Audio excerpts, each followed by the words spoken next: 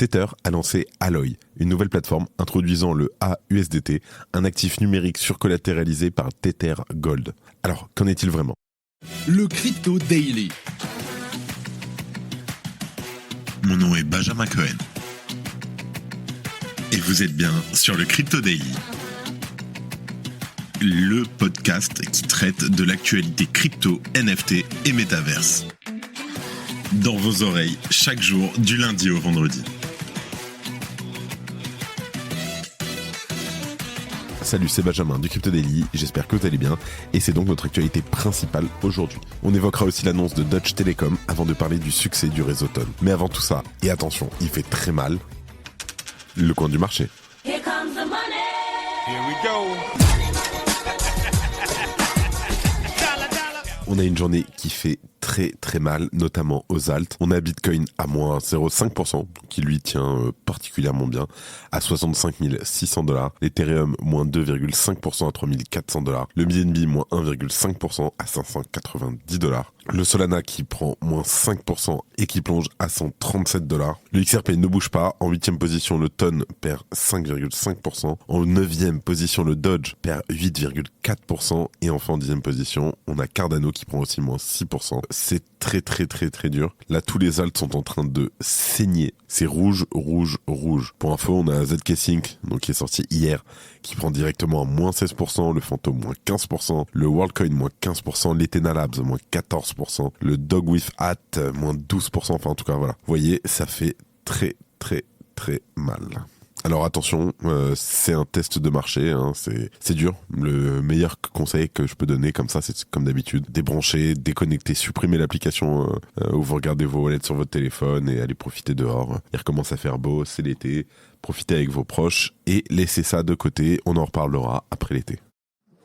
Et on enchaîne donc directement avec la première news. On a Tether qui annonce un nouveau stablecoin garanti par de l'or. Alors, Tether, ou Tether, j'ai un doute, la société derrière l'USDT, le stablecoin avec 110 milliards de dollars de market cap, vient de faire une annonce un peu particulière. L'entreprise a dévoilé ce lundi son projet baptisé Alloy, mais aussi une nouvelle plateforme de création de tokens sur le réseau Ethereum. Cette plateforme, elle permet notamment aux utilisateurs de créer des tokens adossés à l'or, tokenisés de Tether, le XAUT. Alors, la nouvelle plateforme qui elle est appelée donc Alloy, permet quant à elle de créer des actifs numériques synthétiques collatéralisés. Et selon Paulo Ardoino, le PDG de Tether, Alloy fera bientôt partie de la nouvelle plateforme de tokenisation d'actifs numériques de Tether. D'ailleurs, son lancement est prévu plus tard cette année. Tether a également indiqué dans un communiqué de presse que la plateforme pourrait potentiellement offrir des produits portant des rendements à l'avenir. Le premier actif disponible sur la plateforme est le AUSDT, un dollar synthétique surcollatéralisé par le XAUT, soit le Tether Gold. Les investisseurs peuvent donc émettre des AUSDT en déposant du XAUT de Tether comme garantie. Tether précise aussi que le XAUT est adossé à de l'or physique stocké en Suisse. On note que le XAUT a lui une capitalisation boursière de 570 millions de dollars. Et le stablecoin AUSDT est conçu pour les utilisateurs qui souhaitent utiliser les crypto-monnaies pour des paiements et des envois de fonds sans vendre leur token adossé à l'or. La position doit alors être surcollatéralisée.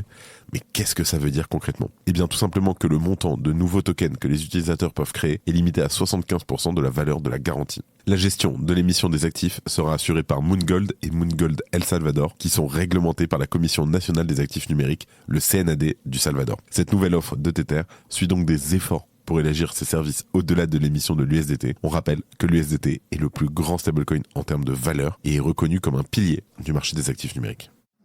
Notre dernière interview est disponible sur YouTube. On a le plaisir de recevoir Maxime Sarté, le CEO d'EquiSafe.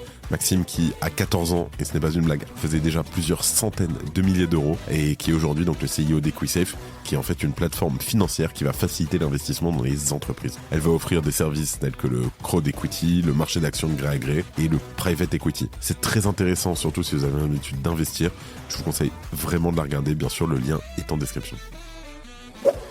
En deuxième news, le géant des télécommunications Deutsche Telekom se lance dans le minage de Bitcoin. Un pas de plus pour Deutsche Telekom. Le géant allemand des télécommunications a confirmé qu'il se lançait dans le minage de crypto.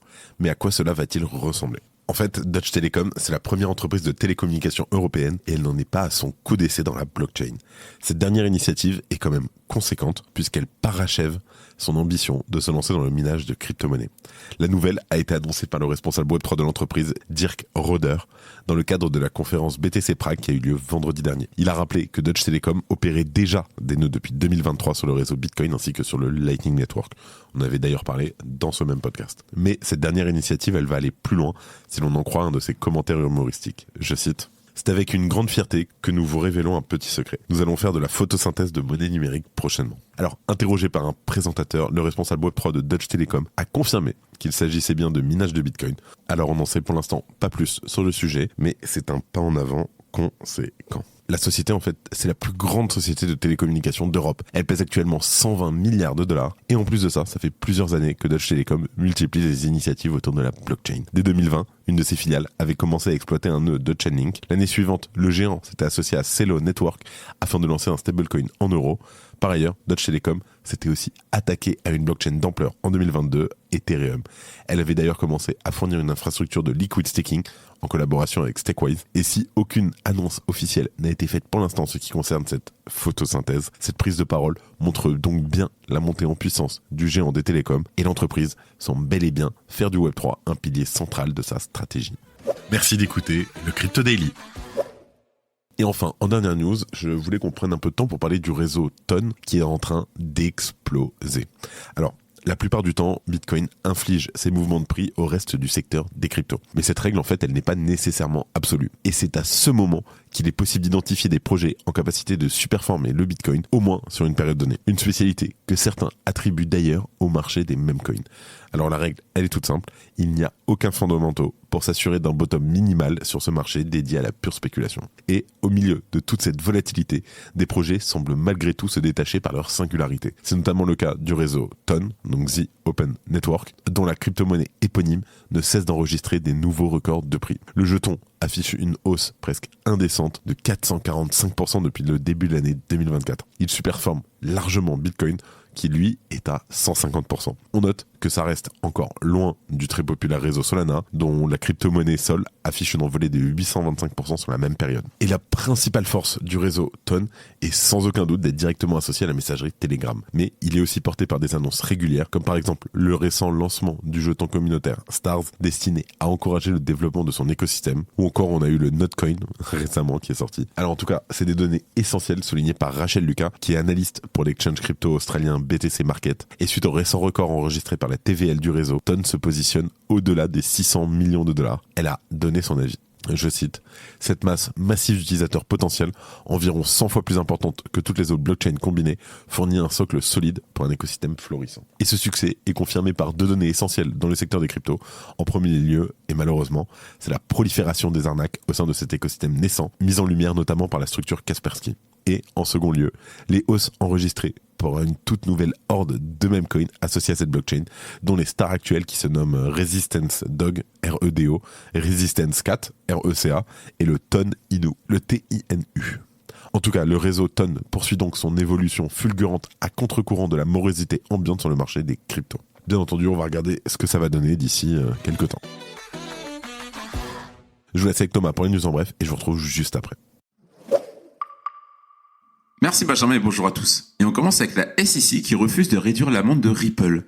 La SEC a rejeté la demande de Ripple visant à réduire l'amende de 2 milliards de dollars infligée à l'entreprise en la comparant à la pénalité infligée à Terra. La SEC a insisté sur le fait que Ripple n'avait accepté aucune des mesures acceptées par Terra.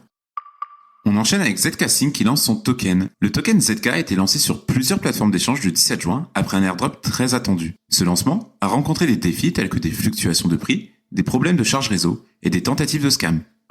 Les créanciers de FTX réclament les actifs de SBF. Les créanciers de FTX et de FTX Digital Markets ont déposé une requête pour revendiquer les actifs liés à SBF. Ils réclament notamment des avions, des fonds détenus dans plusieurs banques, des actions de Robinhood et des contributions politiques.